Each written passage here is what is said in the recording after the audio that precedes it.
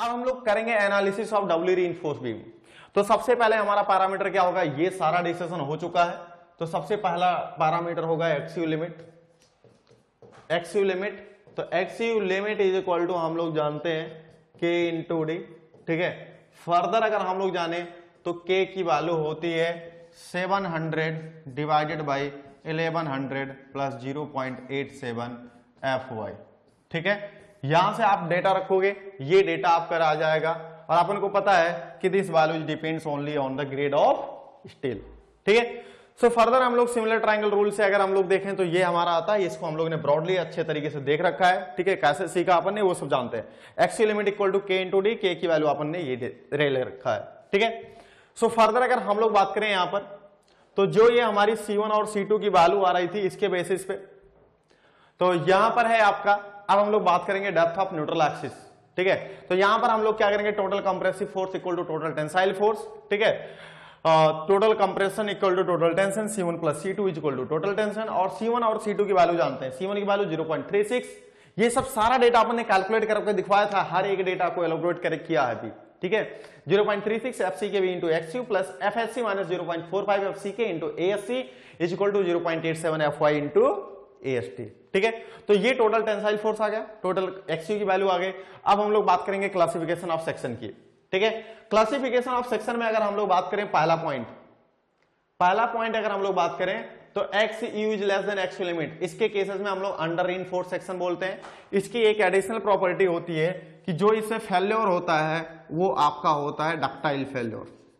कैसा होता है, डक्टाइल फेल्योर, ठीक है। ओवर रीइंफोर्स्ड सेक्शन में आपका तब होगा जब हमारी XU value exceeding the एक्सयू limit. Over reinforced section हम लोग इसको बोलते हैं। यहां पर जो फेल्योर होता है वो आपका ब्रिटल फेल्योर होता है, ठीक है। या एक टर्म हम लोग इसको और बोलते हैं, इसको हम लोग बोलते हैं कंप्रेशन फेल्योर।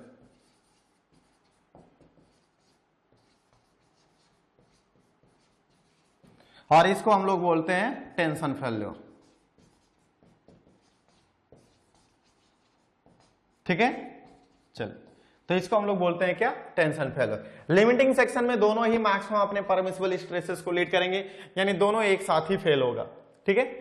नेक्स्ट अगर हम लोग बात करें अल्टीमेट मोमेंट ऑफ रेजिस्टेंस, जिसको हम लोग बोलते हैं MU, हम लोग क्या बोलते हैं MU। तो वही पुराना case, MU equal to C1 L1 plus C2 L2 compression zone से, C1 L1 plus C2 L2। C1 की वैल्यू अपन जानते हैं, L1 की वैल्यू जानते हैं D माइनस, अब L1 क्या है, ठीक है। तो यहां पर अगर हम लोग बात करें तो C2 is equal to FSC minus 0.45 FCK into ASC, L2 is equal to D minus D dash, और moment of resistance C1 into L1 plus C2 into L2। ये अपन सब कुछ क्लियर है।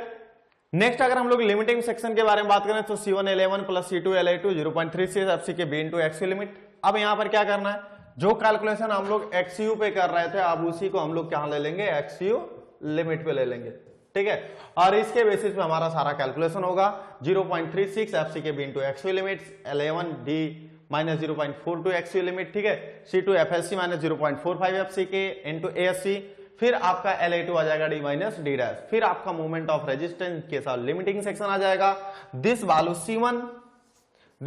C1 multiply by this value L1 lever arm first, plus this value is equal to the C2 multiply by this value is the L2, मतलब lever arm second. Lever arm की definition आपने properly सीखा है, ठीक है। Over reinforced section के बारे में अगर हम लोग बात करें तो ओवर रीइंफोर्स्ड सेक्शन में भी हम लोग क्या करते हैं, ओवर रीइंफोर्स्ड सेक्शन में भी हम लोग क्या करते हैं कि XU is equal to XU limit रखते हैं and MU is equal to MU limit. इससे ज्यादा हमारी मूवमेंट रेजिस्टेंस कैपेसिटी नहीं हो सकती अकॉर्डिंग टू IS 456-2000। IS 456-2000 इसके अलावा ओवर रीइंफोर्स्ड सेक्शन के लिए कोई डिजाइन क्राइटेरिया नहीं देता है। वो डायरेक्टली सजेस्ट करता है कि दोस्त इससे ज्यादा आप आगे मत जाना, जो भी मोमेंट वगैरह आएगा वो लिमिटिंग सेक्शन के इक्वल रखना। अगर लिमिटिंग सेक्शन के बियॉन्ड जा रहे हो, ओवर रीइंफोर्स्ड सेक्शन में कंप्रेशन फेल्योर होगा। आई एम रिपीटिंग अगेन कि आपका कंप्रेशन फेल्योर होगा, कंप्रेशन से सडन फेल्योर होगा, सडन से स्ट्रक्चर डायरेक्ट कोलैप्स कर जाएगा। ऐसा हम लोग नहीं चाहेंगे, ठीक है। सो फर्दर अगर हम लोग यहां पर देखें तो MU limit is equal to वही पैरामीटर जो अभी अपन ने देखा, ठीक है, जो पैरामीटर अभी अपन ने देखा हो गया ये।